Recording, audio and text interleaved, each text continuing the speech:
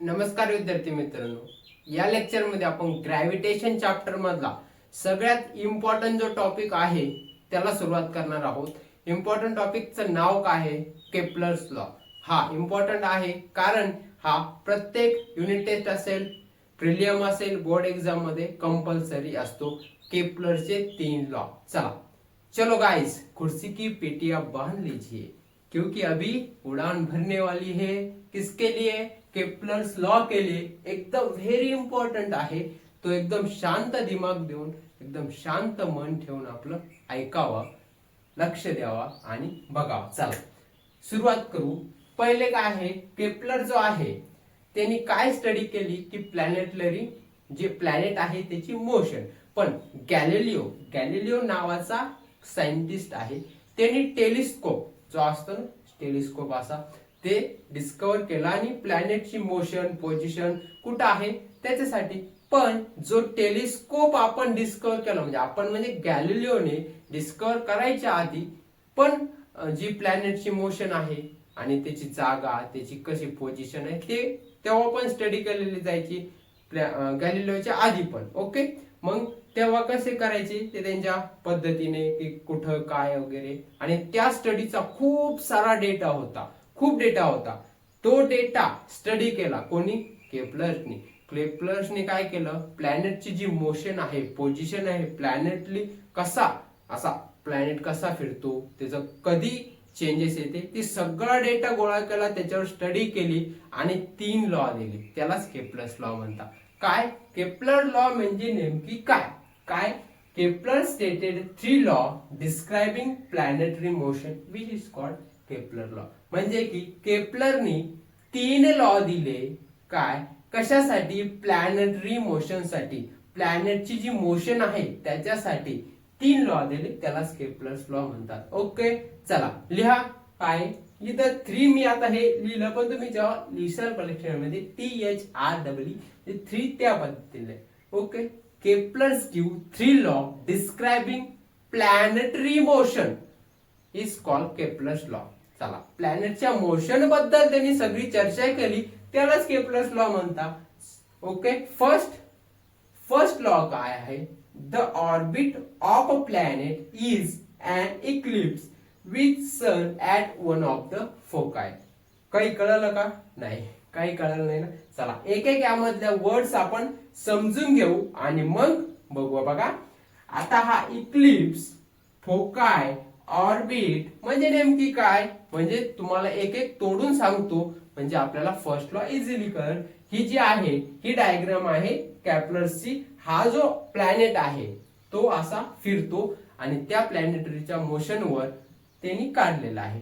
मला सांगा, आपला जो हा सन आहे, सूर्याभोवती जेव्हा पृथ्वी फिरते, अशी फिरते, तर ती कशी गोल गोल गोल गोल फिरते असं म्हणणं होतं. पण जेव्हा कधी स्टडी केली गेली, खूप सारी स्टडी, तर तेव्हा केप्लरने आढळलं, तर केप्लरचं म्हणणं काय होतं की जी पृथ्वी आहे ना, सूर्याभोवती गोल गोल नाही फिरत, तर ती काय होतं, हा जर इथं सूर्य आहे, तर पृथ्वी जेव्हा फिरते सूर्याभोवती, तर कधी काय होतं की ती एकदम जवळ येते, असं सूर्याच्या जवळ येते आणि कधी दूर जाते.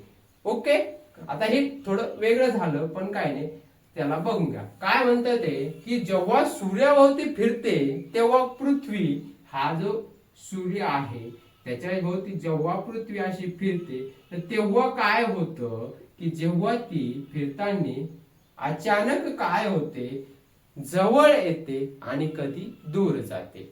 मग याच्यावरून जो शेप तयार होतो, जेव्हा जी पृथ्वी फिरण्याचा शेप तयार होतो, तो इक्लिप्स होतो. काय शेप तयार होतो? तो इक्लिप्स म्हणजे कसा अंडाकृती टाइप तयार होतो असा. मग त्यांनी निष्कर्ष काढला की जेव्हा पृथ्वी जी आहे आपली, पृथ्वी सूर्याभोवती, पृथ्वी सपोज हा सूर्य आणि आपली पृथ्वी जी सूर्याभोवती फिरते, तेव्हा तो त्याचा पाथ जो आहे तो इक्लिप्स फॉर्म मध्ये तयार होतो. आता कळलं हे इक्लिप्स. आणि इक्लिप्स आता कळलं असेल काय आहे आपला इक्लिप्स. तर यापुढे आपण इथं बघूया फोकाय. आता ते बघण्याच्या आधी मला सांगा की एक सर्कल आहे आपला, हा सर्कल. सर्कल मध्ये काय असते आपली, हा रेडियस असते, रेडियस. ओके, हा रेडियस. पण जर कधी दोन रेडियस असल्या, दोन, तर काय म्हणतो आपण त्याला, एक रेडियसला रेडियस म्हणतो. दोन रेडियस असल्या तर काय म्हणणार आपण, रेडाय. ओके, रेडाय असं. तर मग जसं सर्कलला रेडियस असतं तसंच हा जो इक्लिप्स आहे त्याला काय असते, दोन फोकस असते, फोकस. आणि ह्या दोन्ही फोकसला मिळून काय म्हणतात, फोकाय. फोकाय. कळलं, फोकी नाही, फोकाय म्हणतात. हे आहे आपला इक्लिप्स. आणि जेव्हा पृथ्वी आपल्या सूर्याभोवती फिरते, ज्या पाथ मध्ये फिरते त्यालाच ऑर्बिट म्हणतात. ऑर्बिट म्हणजे काय, ऑर्बिट हा जो ऑर्बिट असतो हा काय, पाथ. म्हणजे कोणता पण एखादा प्लॅनेट सूर्याभोवती कोणत्या पाथ मध्ये फिरतो आहे त्यालाच ऑर्बिट म्हणतात. त्याची जी जागा असते फिरण्याची ती ऑर्बिट असते. मग मला सांगा, याच्यावरून आपण काय, आता बघा, ऑर्बिट काय आहे बघितलं, इक्लिप्स काय आहे बघितलं, आणि फोकाय पण बघितलं. तर मग फर्स्ट लॉ काय म्हणतो केप्लरचा, द ऑर्बिट काय आहे, the orbit of a planet. हा जो प्लॅनेट आहे त्याचा ऑर्बिट काय आहे, इज अन इक्लिप्स. ओके, हा प्लॅनेट जेव्हा फिरतो आहे त्याचा पाथ जो ऑर्बिट आहे तो काय, is an eclipse. Okay, with sun at one of the foci. मग सूर्य दोन्ही पैकी एका फोकायवर आहे. आलं लक्षात. चला, काय आहे, the orbit of the planet is an eclipse with one of the foci सन.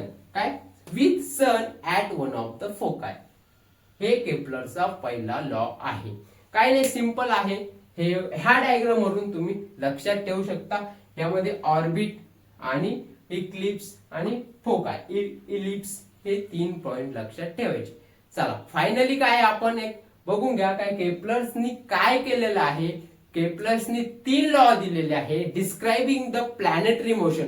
जे प्लॅनेट आहे त्याच्या मोशन बद्दल 3 लॉ दिले, त्यालाच केप्लर्स लॉ म्हणतात. आणि जेव्हा हा एखादा प्लॅनेट, हा प्लॅनेट काय आहे असा फिरतो तर त्याचा ऑर्बिट कोणता आहे, ellipse and sun at one of the foci. हे दोन याच्यामध्ये तोडायचंय बघा. The orbit of a planet is an ellipse with sun at one of the foci. With sun one of the foci. हे इथून या डायग्राम वरून लक्षात ठेवायचं. सगळ्यात पहिले काय करायचं, हे लिहायचं, मग डायग्राम करायची, 3 लॉ लिहायचे. Diagram is very important. चला, सेकंड लॉ बघूया. चला, आपण बघूया आता केप्लर सेकंड लॉ.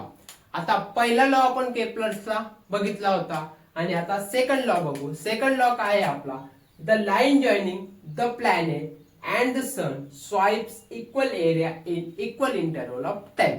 काही कळलं नाही बघा. त्यांचं म्हणणं काय आहे की हा जो एरिया आहे, हा एरिया 1, हा एरिया 2, एरिया 3, हे तिन्ही इक्वल आहे. एरिया 1, एरिया 2 आणि एरिया 3 हे तिन्ही इक्वल्स आहे. एवढं जे डिस्टन्स ट्रॅव्हल करतं ते इक्वल आहे आणि इक्वल इंटरव्हल ऑफ टाइम. बर, तुम्ही म्हणाल हे एवढं दिसतंय मोठं, हे इथं छोटं दिसतंय, हे एकदम छोटं दिसतंय, तर हे मग तिन्ही एरिया कस काय इक्वल आहे बघा. आता जेव्हा मी तुम्हाला एक उदाहरण देतो. आपण पंचमीला झोका बांधतो बघा. झोका सगळ्याला माहित आहे का.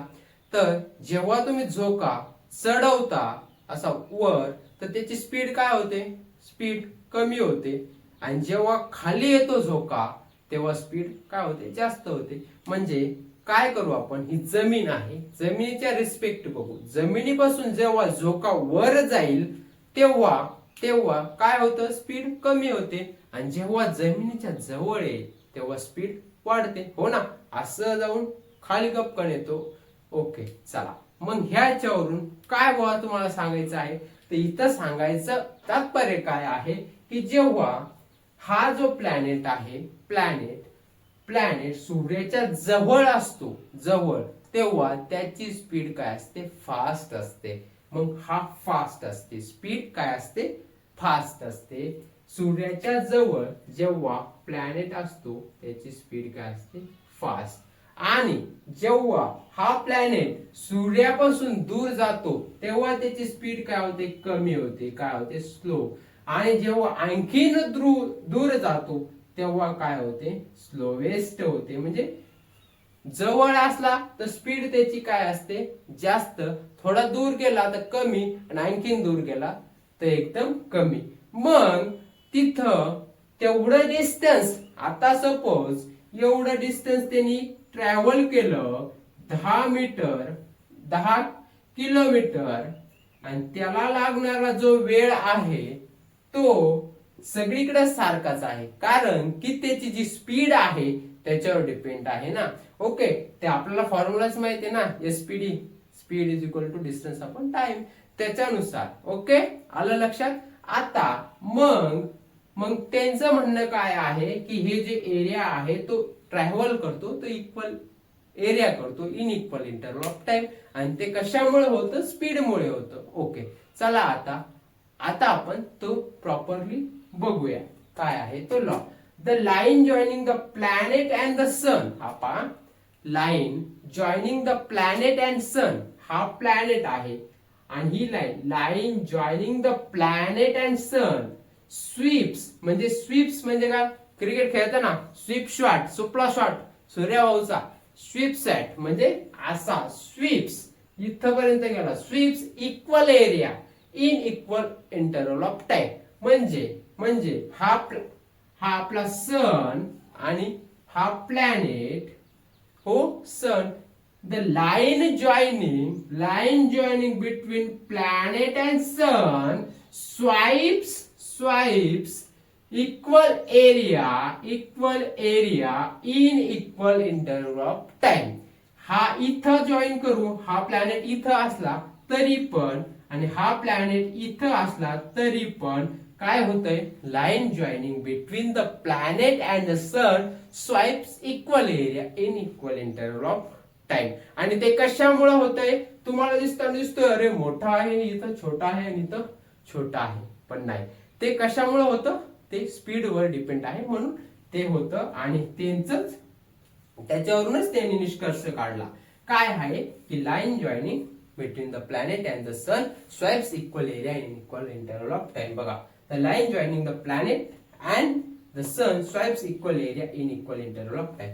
आता हे झालं, लक्षात कसं ठेवायचं सांगा बरं, लक्षात कसं ठेवायचं. ओके, काय आहे, हा आपला सन आणि हा आपलं काय आहे, प्लॅनेट. द लाईन, बघा, the line joining between the sun and the planet. Okay, the line joining between sun and the planet swipes equal area, swipes घ्या, equal area in equal interval of time. झालं, हे असे दोन काढायचं आणि त्याच्यावरून आपण लक्षात ठेवू शकतो. ओके चला, ओके आलं लक्षात, केपलरचा आता कसं आहे माहितीये का, जे कन्सेप्ट समजणं गरजेचं आहे पण ते लिहिणं पण तर गरजेचं आहे ना, तो या डायग्राम वरून तुम्ही लिहू शकता. चला, अशाच व्हिडिओसाठी आपल्या चॅनलला लाईक करा, शेअर करा आणि सबस्क्राईब करायला विसरू नका. भेटूया नेक्स्ट व्हिडिओ मध्ये, तोपर्यंत धन्यवाद.